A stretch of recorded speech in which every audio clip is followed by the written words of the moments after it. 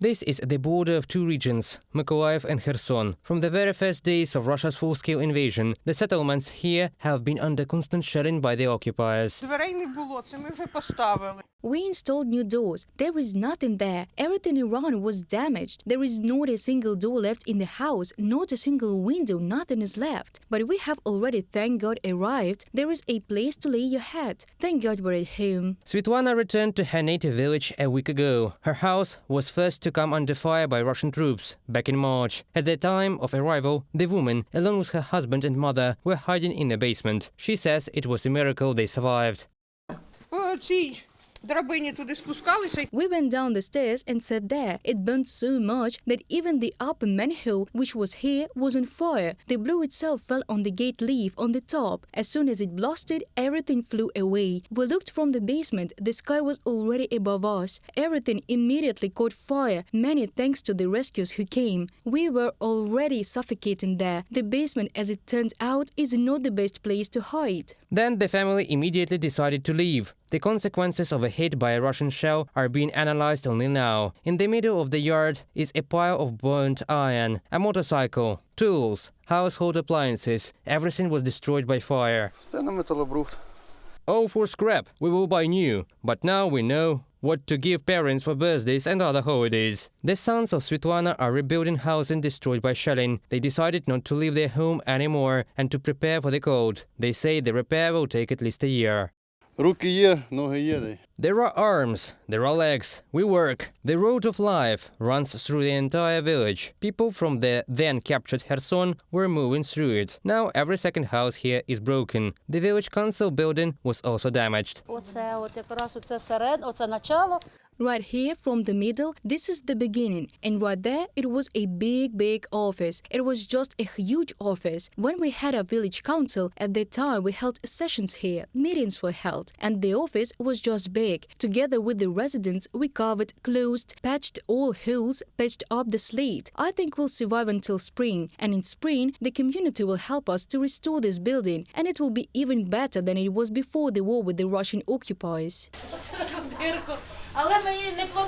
Here is such a hole. The doors, I think, will be historical. We will keep them this way. Let everybody know. Work is in full swing at the destroyed village council. Building materials are delivered to residents and humanitarian aid is distributed.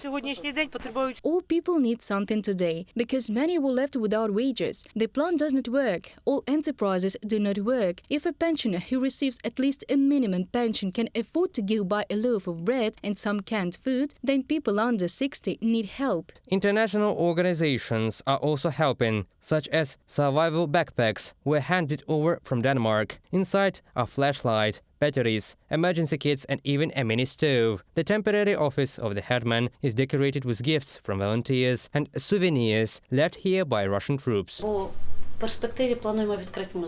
In the future, we plan to open a museum of the aggression, evil of Russia against Ukraine. We'll find a place anyway. We'll find a room. This is a cluster bomb in front of you, which killed our former school director Nadia Trofimovna right in front of her yard during explosions with such a fragment. And the last explosions we had on November the 2nd, the 3rd of this year. There were 4 people who received severe and moderate wounds. Thank God they're all alive today. They were provided with medical care by military hospitals on time. A 10-minute drive is already a neighboring village, closer to the front line. Now 500 people live here. This is 3 times less than it was before the big war. There was a swing. We did all sorts of tricks there, and my dad worked there. Polina's dad died 3 months ago. A Russian shell hit the territory of a local plant, just in time for his work shift. The girl was in Germany with her mother at the time. They left for the period of fierce fighting. The distance to the front was then measured in tens of meters. There near us, rockets hit, and there was already no light. Where we played ball, they threw a rocket there. A tree fell. We got the light back, and then this happened. Polina's grandmother is known far beyond the village. So, on a scooter, Valentina Ivanovna traveled around all the checkpoints in the district. Every day she delivered homemade hot food to the military. She's preparing now. She's already waiting for her native defenders to visit. Хлопцям картошка, жаркое приготовлене, хлопцям.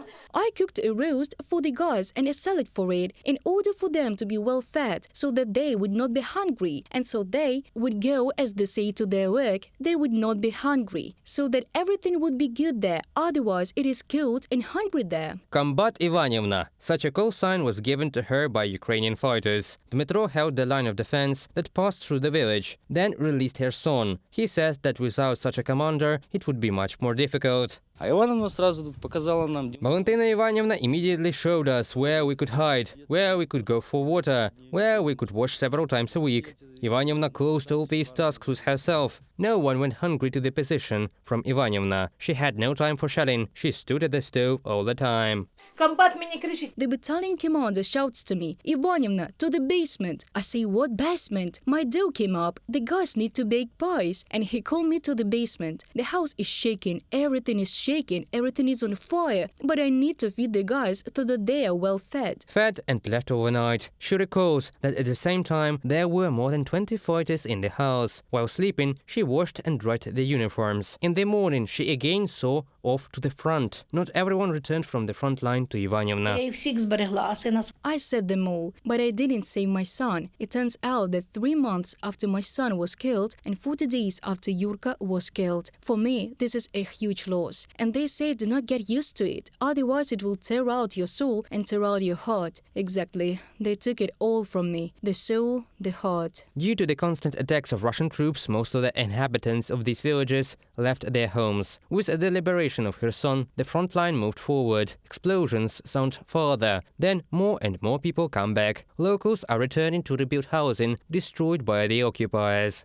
Війна наробила багато лиха. The war brought a lot of grief to every family. Today, many are not sitting at home, but have come to protect our country. I believe that the victory will still be for Ukraine. There is no one like us anywhere. We, Ukrainians, are a unique people. I believe in victory. Therefore, glory to Ukraine. By spring, they are preparing to sow the fields again. The villagers believe that by this time, victory for Ukraine will already happen. Reported by Pavel Stelmach, Daria Eltovchenko, UATV News.